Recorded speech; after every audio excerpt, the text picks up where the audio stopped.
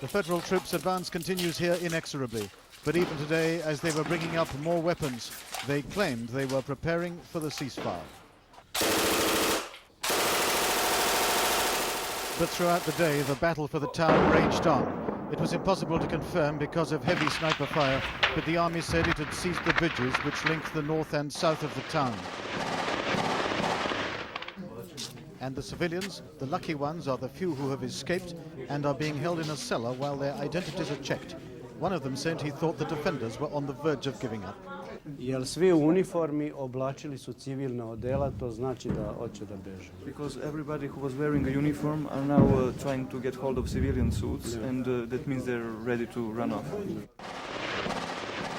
With their former stronghold turned into a wasteland, the Croats are invited every day to surrender. But it seems they're afraid they'll be massacred if they do. Some federal soldiers have been using pictures of their own children to try and reassure the fleeing civilians. They had to show those pictures to the children because the children were scared they will be Nema slaughtered razlike by između them. mog deteta i onog deteta. There's no difference between his children and the children living here. And yet, just hours before the ceasefire, the army was pouring a withering fire on the Croats' last citadel, the old town and the police station, which lay beneath us within small arms range. Yet the army was preparing to hit it with artillery.